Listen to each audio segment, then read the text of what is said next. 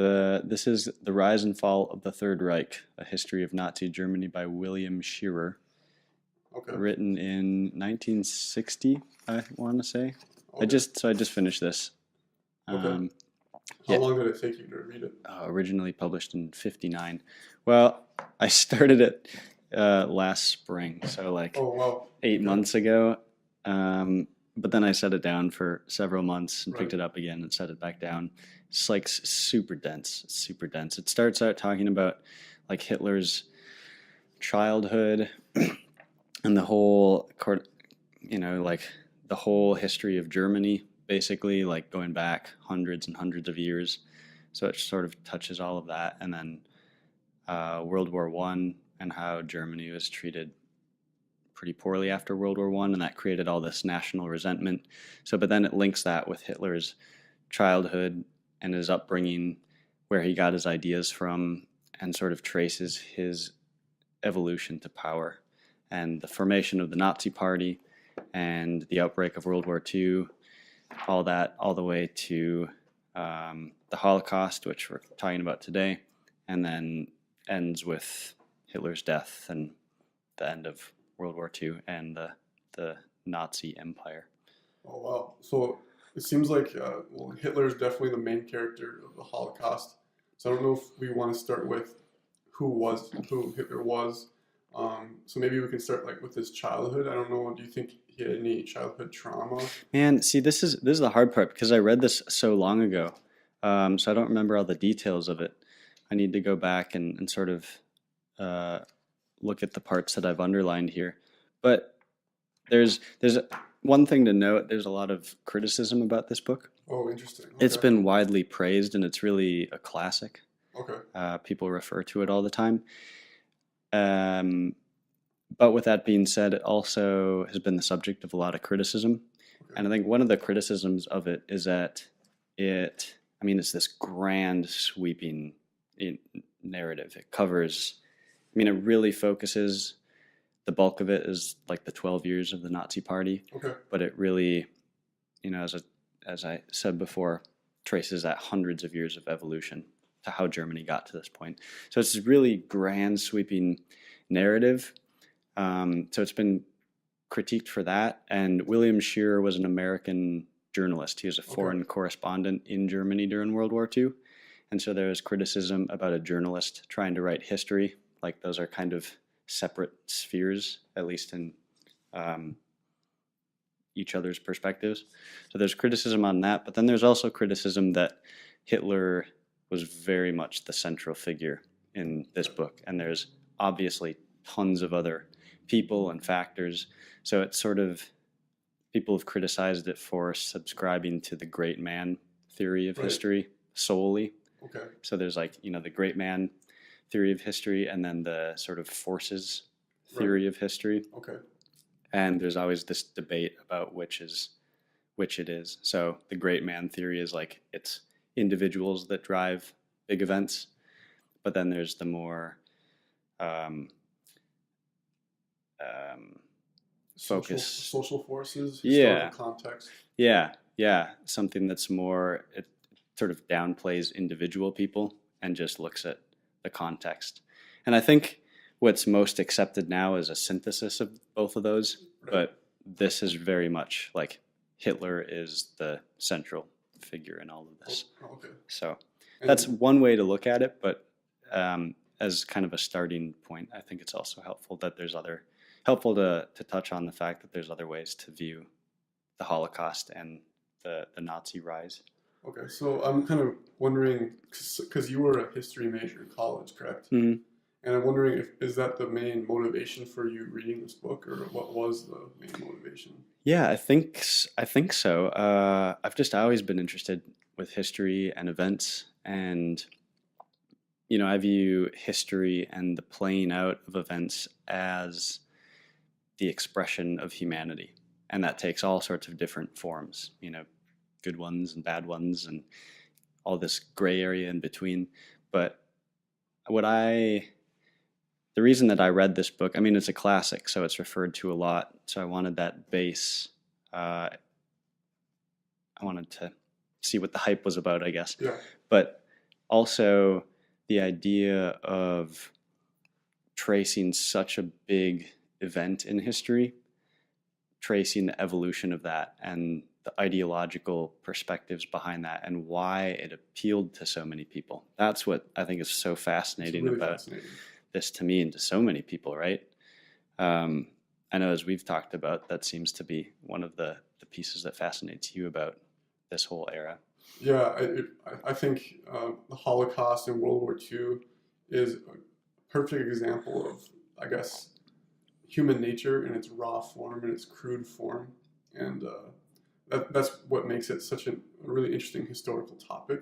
But also, World War II and the Holocaust is a really good or really interesting topic for philosophy-minded people like myself. So I think World War II could be kind of this merging of philosophy and history. If you want to jump into history and jump into philosophy, maybe you're a freshman in college right now and you're wondering what you want to major in. Just learning more about World War II is a great way to understand more about human nature. And by studying World War II, I think that will help you understand what major you would choose in college, whether it be history, philosophy, or political science, or biology or psychology. All of those are related to World War II. Mm-hmm. Yeah, it touches on a lot of the extremes of human nature, or human existence. That's what's really fascinating to me is the extremes of humanity, because I think in those extremes we're forced to confront things about ourselves and human nature that we don't otherwise maybe willingly confront. So studying those extremes makes it that much more evident, I think. And it'd be easy to say, well, that's just an extreme. Like, why spend so much time focusing on that?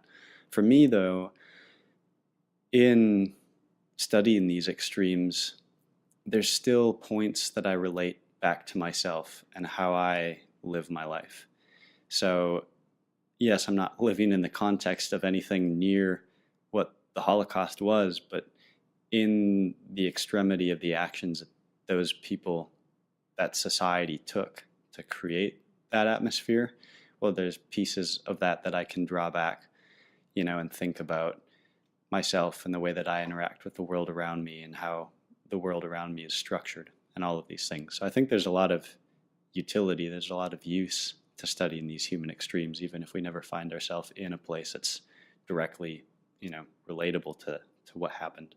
Yeah, absolutely. And I think when we're talking about the extremes of human nature, one example would be Dietrich Bonhoeffer. Oh, yeah. I don't know if you've heard of him. Mm-hmm. Dietrich Bonhoeffer is a great example of kind of heroism, and how even if the life conditions or if there's a war going on around you, still your human nature could kind of shift into this really animalistic behavior, or it could shift into this like moral hero.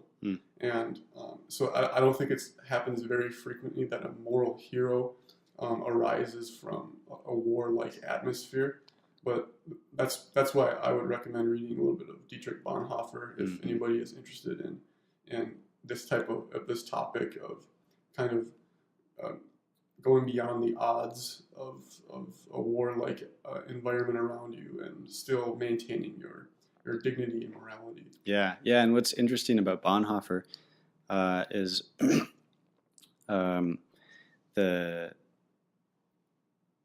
there's a book. It's a biography of him.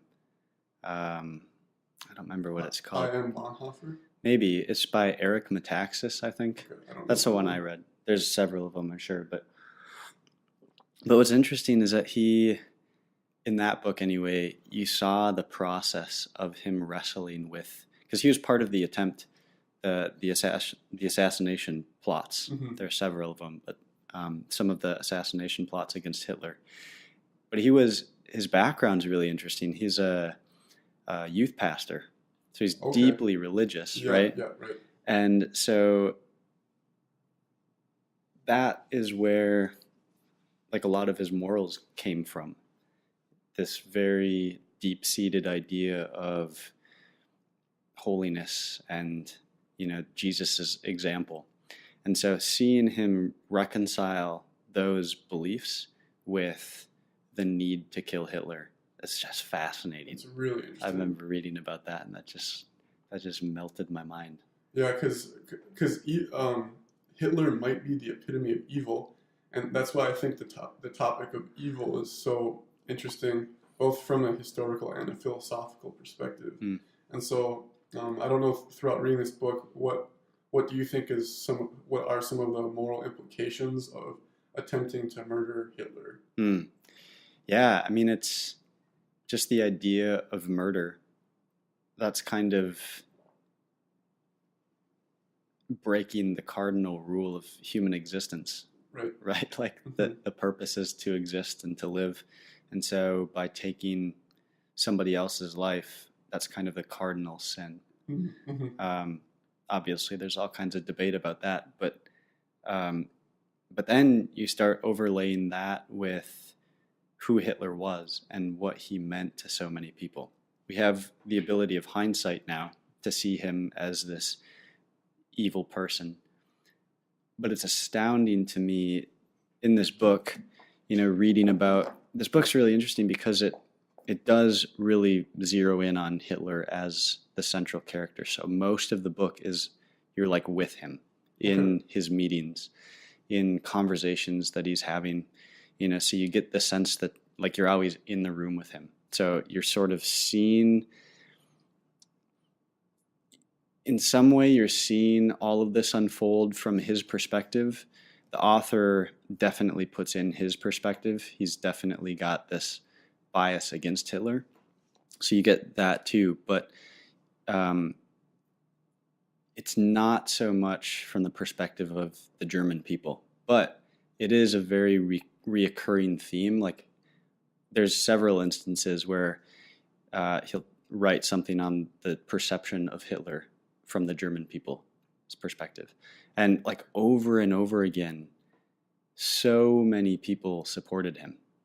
And there's all sorts of reasons for that. And obviously, with our hindsight now, it's easy to say, well, those people are just ridiculous. Like, why would they support this man?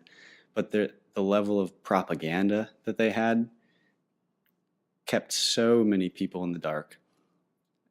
And had such a sway on the way that people thought.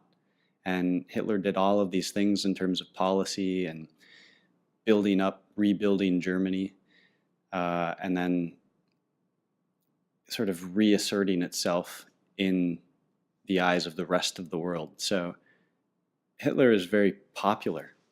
Yeah, I can on behalf of the German people. I can imagine that. Yeah, and so taking that into account then, well, like, why would you murder this guy? Like the German people would, I think the majority of German people would see that as,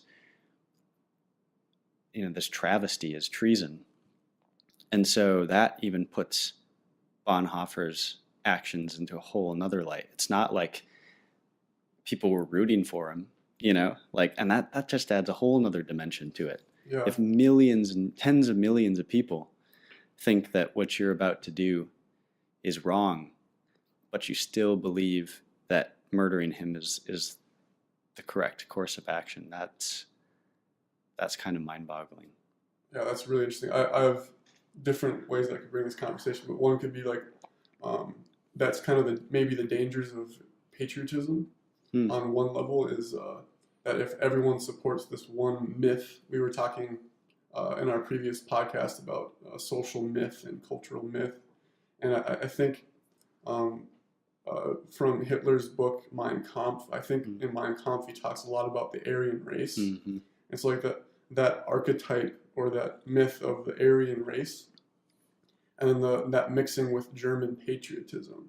I think that may have been a recipe for imperialism, European imperialism of so the German peoples coming together and wanting to colonize all of Europe. I don't really know if in the book it talks a lot about that. Is that one of the main?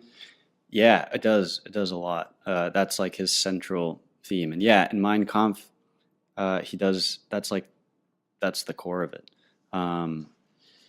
There's this passage the final solution was what Adolf Hitler had long had in mind and what he had publicly proclaimed even before the war started. So that, like, all these motives were there for the whole existence of the Nazi Party, which is kind of crazy. So that's a lot like, because one word that I learned in college was Darwinianism or Darwinism, but social Darwinism. So what's the difference? Yeah, so Darwinism, or evolution from a biological sense, is the theory of evolution that species are adapting to their environments as best they can, and that, like, for example, the human species, we can adapt to nearly any environment. So that's why Homo sapiens, we are very, you call it successful or whatever, or like corn is a very successful species, or dogs are a very successful species. The idea of social Darwinism, which I think was very popular during that time, kind of in the early 1900s, was this myth or this archetype that white people and men were like superior inherently, or like it could be scientifically proven that, I think this is called eugenics, but that men and white men specifically are racially and by gender superior to other people, and scientists were hired by the Nazis to figure that out, I think. And so there was testing on people from Africa, people from Asia, and they would like try to like measure superiority in white men, and I think that's an extreme danger. But if we look at the historical context, like we're trying to do today, really what we're trying to do is we're trying to be, I don't think empathetic is the right word, but it's all about perspectives. So like, for example, I'm studying to be a history or a geography teacher. And in my courses on education, we talk a lot about perspectives, the importance of you being able to jump into someone else's shoes. And it's still hard today, even if you're jumping into someone else's shoes that's alive today, but especially if you're trying to understand the historical context of a place. Just really being honest and saying, okay, what if I was a regular German person during that time, or what if I was a Jewish person? So I don't know if you have any responses to that idea. I feel like it's really easy to sit comfortably in the disconnect between us and like Nazi people or the German people at that time, and say, oh, they're so different than us, and I like they're not. that's the right. Scary part, because it's just human nature. Yeah, it's the same human nature, maybe just a different person, but the same human nature. Yeah, and the ability to co-opt that is always present.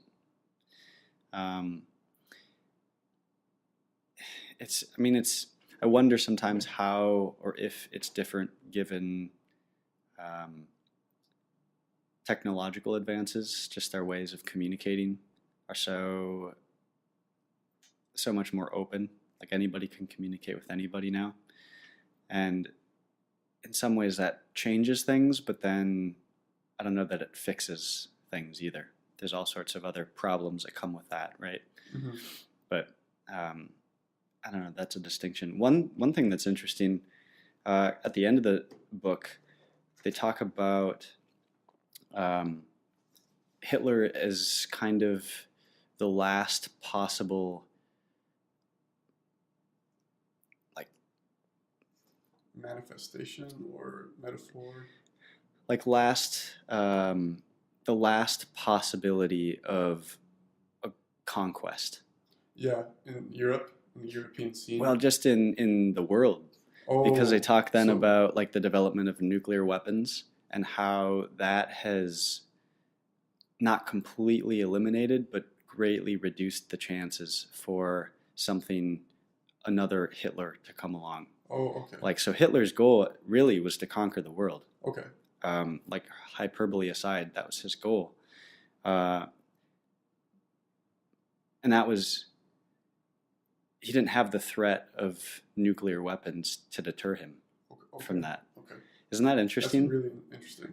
So from that perspective, you could say that the development of nuclear weapons is kind of this good thing. it's kept in some really strange, bizarre way more peace. Yeah, yeah, it's really interesting because it's have you heard of game theory, where the idea is there's two different teams, and maybe it's one country, and it's like it's basically Cold War geopolitics is what it's talking about in game theory, or it's also known as the prisoner's dilemma. So explain that. I kind of forget the details now, but you're guessing whether the person that you're playing with is going to make a move that would be a disadvantage to you or an advantage to you, and you're really trying to guess their next move. And yeah, to know more about that, it's called game theory. I'm forgetting right now exactly the details, but you're basically just trying to plan out, and you're guessing what the other person's going to do. But actually, in the end, it's actually game theory argues that cooperation is actually the best strategy. Oh, interesting. Which, that sounds a lot like The Art of War by... Oh, yeah, Sun Tzu. Yeah. Mm-hmm. So it's actually the way to win a war, or the way to win a game, is actually to cooperate with your enemy, and it's actually in the best interest of both. So it's very interesting, but I think that's what nuclear weapons have been. That's kind of has what happened, because the United States is the most nuclear weaponized country in the world, I believe, by far. And they're also kind of, or we, I don't know if I say we or they, because I live in the United States, but sometimes I don't identify with this militarization. But for better or for worse, we're kind of known as the world police. And this is kind of getting into geopolitics, but yeah, that might be one of the reasons why, yeah, nuclear weapons is an extreme danger to all of humanity. But it's kind of like this sense of relative peace, because who's going to be the person that kills 99% of the human race? You know, who is that jerk going to be, the one who presses the button? And yeah, if Hitler had his hands on a nuclear weapon or something like that, that would be very interesting to think about. But yeah. So you said this kind of ties back to what we were talking about before, but your hesitancy to identify with American militarism. How much can we say that without denying responsibility? Yeah, so yeah, because this gets really into morals. Because from my perspective, I didn't choose to be born in America. That's true with anybody. Nobody chooses to be born in a particular country. But the thing is, when you grow up in that country, by being socialized into that country, now your identity is built that, you know, I am American, or I'm Ecuadorian, or I'm Tanzanian. And so that becomes part of your identity. The thing is, I still think that identity was thrown at me. So Martin Heidegger was a philosopher who was in the Nazi Party for a little bit, a couple of years. He was actually one of the greatest philosophers in the 20th century. But Heidegger, that sounds like Australian or something. Yeah, Heidegger. So he's German though, right? Yeah, he's a German philosopher.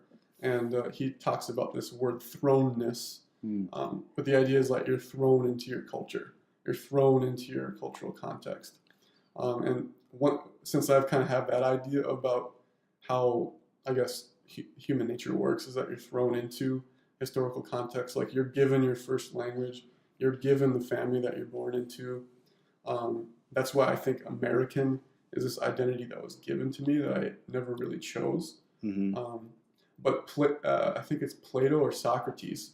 They argue that you have the freedom to move out of that country. So by living in the United States, you've already made your choice of being an American. Like, you can't live in America and then not identify as an American. Like, you have that choice to emigrate, to leave, become an expatriate. But what was interesting is I lived in Ecuador for a year and a half, and I was considering, like, you know, I feel more like a world citizen rather than an American.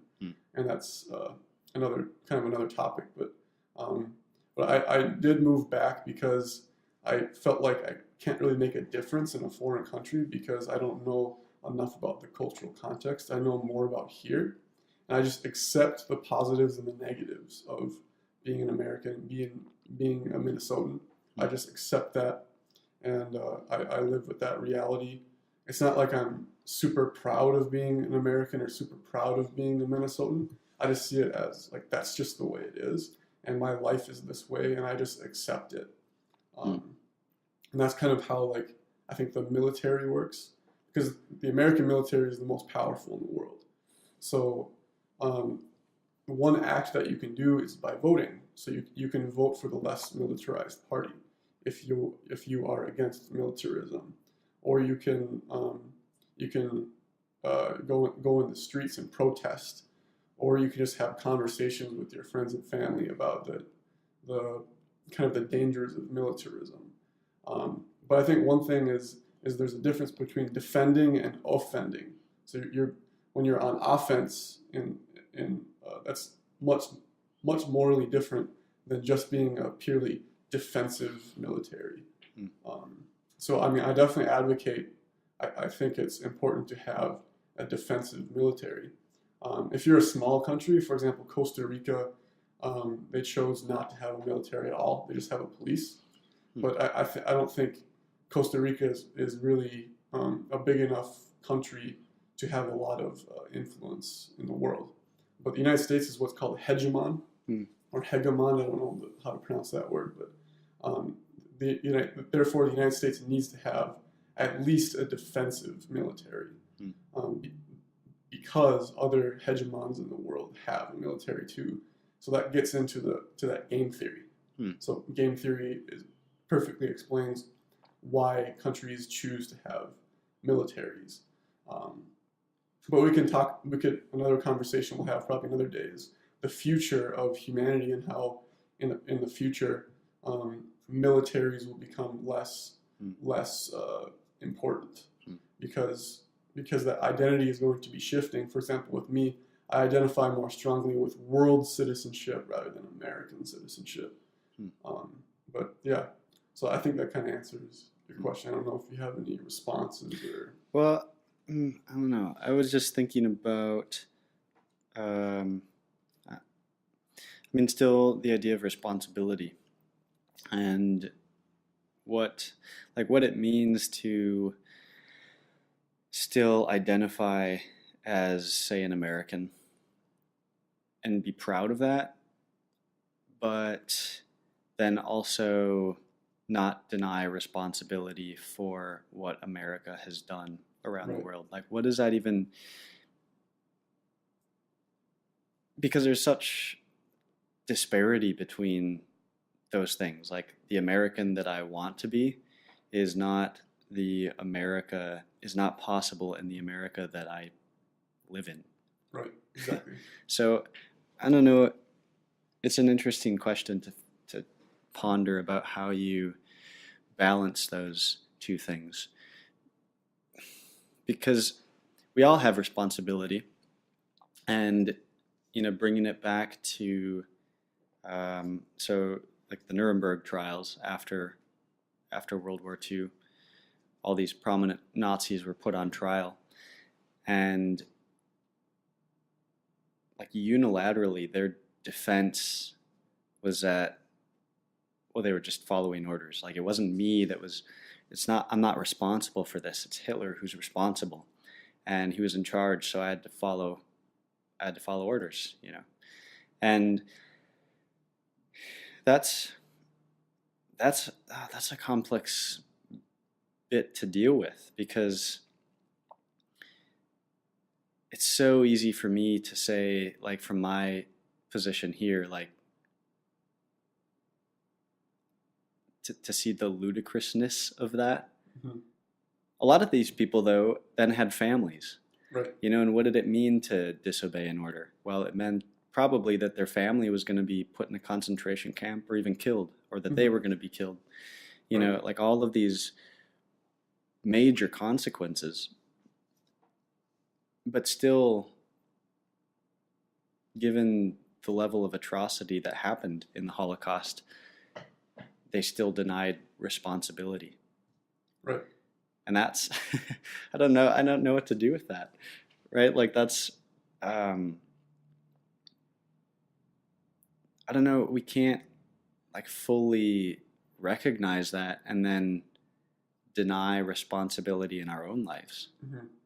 Yeah, it's really interesting. I mean, this might sound very biased and kind of arrogant, but I think um, when you study something like a historical event like World War II, or what's another really, really huge human event, probably like the rise of agriculture or something. Mm. I think by studying philosophy, you understand the roots and the cause of it. For example, you might, I'm just the idea like, should I kill Hitler? So that could be interpreted as like a history question. Like, should someone have tried to kill Hitler? Or if I was a German citizen, should I have killed him? But by studying philosophy, you understand like there's this idea of Kantian moral imperative, which would be kind of like the idea of I should do this or I shouldn't do that. And then there's utilitarianism, which utilitarianism is it's like a cost benefit analysis. Like what are the advantages of killing Hitler and what are the disadvantages? And you're looking at it kind of like a mathematical problem almost, like, you know, how much utility, which means happiness, how much utility can I get out of this act? So you get to learn about moral dilemmas and moral situations, and I think history gives a perfect metaphor and perfect examples for you to use ethics and morality as a tool in your life, and you can try to imagine what you would do if you were a normal German citizen, and you had 3 daughters and a wife, and what would you do? I think most people would be a German soldier just to survive. It's just survival mentality. And like because the life conditions, like the environment of the war, like the war environment, puts you into this more raw animalistic human nature level. It's like your potential for moral acts actually decreases because of the environment. Because humans are basically products of their environment, right? I mean, that's a whole other conversation. But because the environment becomes more tough and warlike, you're put into this almost like a wolf. You feel like a wolf. I mean, I've never experienced war, luckily, but I think you do kind of go into like your wolf mentality when war comes around, and you're just looking for survival. You're looking to protect your family and yourself, and that's really all that matters. And you'll do anything to do that. So you'll kill Jewish people to do that, and that's why I think that's why extremism and radicalism is happening in our world. Why there's terrorism. It's like you would kill someone because you're defending yourself and you're in the survivalist mentality at that moment. Yeah, well, and it's so easy to dismiss people on the extremes, but I think it's it's interesting to think about this in relation to our political atmosphere.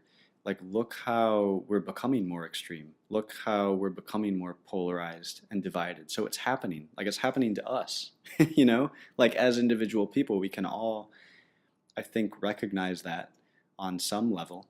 And so then extrapolate that and look at a situation like World War II and the Nazi Party, you know, and we see how these things happen, right? So thinking about that, that's kind of what I was talking about before, where these historical events have a lot to teach us about what we're doing and who we are right now. And another thing, going off of what you're talking about, this reminds me of Hannah Arendt. She's this Jewish philosopher, right? She had this phrase. This is like the most perplexing and interesting thing to me ever. She had this phrase, the banality of evil. And her thought was that, like, evil isn't this thing, it's not this monstrous thing that's out there to destroy the world. It's really the most benign, boring thing that there is. Right. It's not so much that evil, going back to the Nuremberg Trials, and a subsequent trial from, it was the trial of Adolf Eichmann. He was sort of one of the architects, the main architects of the final solution of the Holocaust. He escaped to South America, was captured, put on trial, and she, Hannah Arendt, went to his trial to report on it. And she's Jewish, and she walked into this courtroom waiting for Adolf Eichmann to come out and sit on the stand. And she had built this guy up in her mind as this like horrible human being who just wants to wreak havoc on the world and like kill every Jew that's living. So she made him out to just be this vicious, terrible man. And he came out and he's like hunched over, this kind of old guy, frail looking.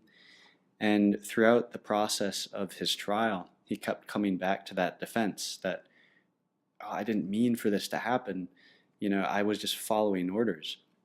And it just kind of, I think it changed her a lot. And that's where she came up with this phrase, the banality of evil, that it's not, this evil is not necessarily this thing that you embrace and then go wreak havoc. It's this like sort of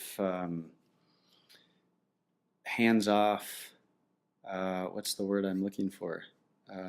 Laissez-faire. Yeah, there's something else too, though. It's a complacency. You know, it's not caring, it's not thinking, it's not grappling with the world. It's just accepting that the definition of normal in the Nazi Empire, the definition of normal had been completely flipped. Yeah. And so we think of normal now as like standing up for human rights and defending the humanity of people. But the environment had shifted so completely that had actually become what was evil by definition of the Nazi Party. If you're maintaining the ability for Jewish people to survive, that's actually evil. You know, like that is condemnable. Yeah. And so that happened by this process of, you know, this long process and the use of propaganda and all of these other tools that sort of co-opted the mind of the masses of people. And they slipped into thinking that this, what we call evil, is just normal.